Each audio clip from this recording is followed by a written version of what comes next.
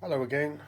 You join me on a busy workbench varnishing day.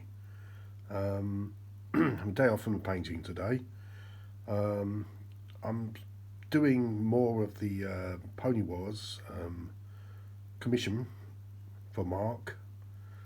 I've done, I think, the latest batch really so far 30 Indians, another 30 mounted Indians, and another 20 7th US Cavalry. This is B Troop.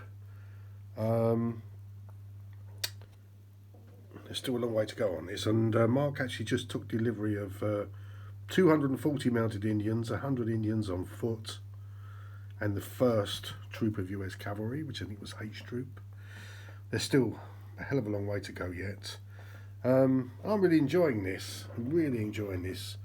The brief from the beginning was to use Peter Gilder's Pony Wars collection, and if you haven't seen that, I'll drop a link in below. I don't know when that was done, in 1970s, I think, as a guide to the kind of the sort of overall look. And I've used a lot of the markings and designs and things for the Indians. And to keep the blues as sort of light as possible. They may be slightly lighter than realistically. Again, I'm sorry that I've not got this under the correct light here, but they've just been varnished. They're all satin varnished as requested, and they're still a bit shiny at the moment because they're still wet. But they do look so much better in the flesh and when they're fully dried down. So yeah, it's enjoyable. They're 20mm metal figures, quality cast, with all of the US cavalry, and I think I've got 6 troops of 20 to do. There's 120 of them plus mounted equivalents and dismounted equivalents, etc. These were specially commissioned sculpts by Andrew Stadden for the project, and very nice they are too. I just wish I could get some decent stills of them. But they're riding standard quality cast horses. I mean, they're all long out of production, I think. But they're nice horses, really nice horses. So that's the bugle on his grey. Yeah, I really like them. Just going back to the Indians 1 second. When I first got them, I mentioned to Mark that they only seem to have reins on one side of the neck, thinking something had gone wrong in the casting. But a bit of research quickly proved that was the way the Indians rode their horses, with just a rein from the mouth into the hand, and nothing else. How they did that, I don't know. So yeah, I'm painting in batches. I'm just doing some. You can see there's some pieboards, sort of black and white. I've done quite a lot of skew boards and. Trying to keep the horses overall fairly light, because research seems to show that they rode. A lot of those wild ponies were quite light coloured, quite often patched. But so it's been interesting. You see, it's been a learning curve for me. Got a long way to go, as I say. I also, for myself, I don't know why I did this. I picked up, I had a sprue of the Epic Warlord American Civil War figures, and I thought it'd be good just to try to do a 20-man base of figures, and just see what they look like, for potential, like a sort of game where you can just move a single base around. As you will know, I'm not big on the gaming aspect now. Painting's my thing, painting and collecting. But they turned out really nicely. It's a simple paint job, actually. I wanted to keep it fairly bright. I did make a point of quickly trimming down the hats to kepis, so the entire unit's wearing kepis now. Quite easy to do, actually, and I just think for the Union troops, particularly Eastern Theatre Union troops, they do look better. Kept the bases light, and for the first time, I moved away from static grass and went with the Jarvis extra fine turf. I think it's done mostly for railway modelling, but I really like that stuff.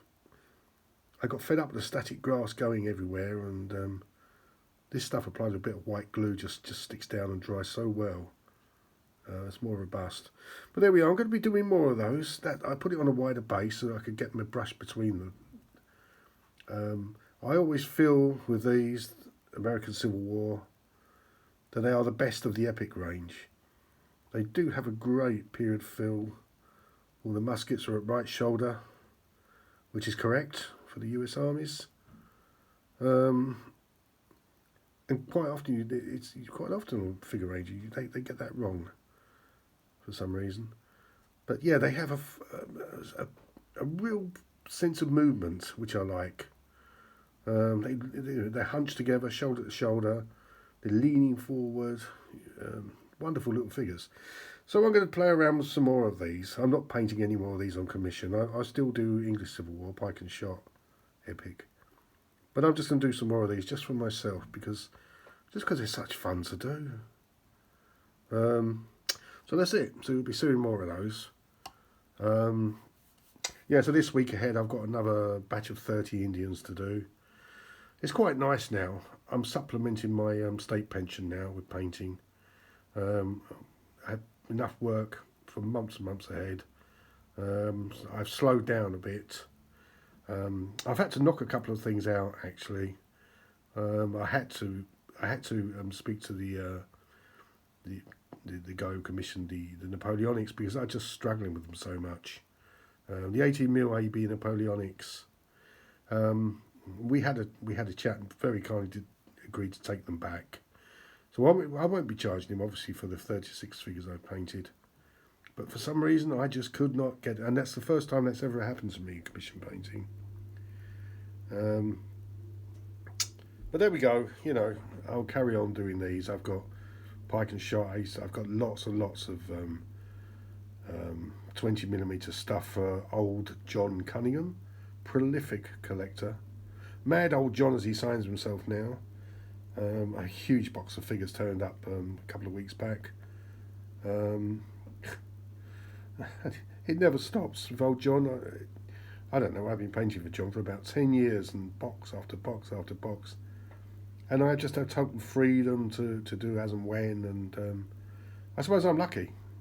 I've reached a point now of sort of retirement, and I'm able to do this, supplement the old state pension, and it helps, and I enjoy it, and it keeps me busy, keeps me focused. So there we go. I won't babble on anymore, but lots of Indians, American Civil War that I'm going to be doing more of.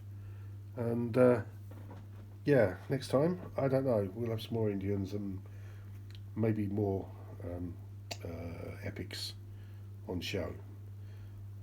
And maybe next time I'll do a little bit more, talk a little bit more about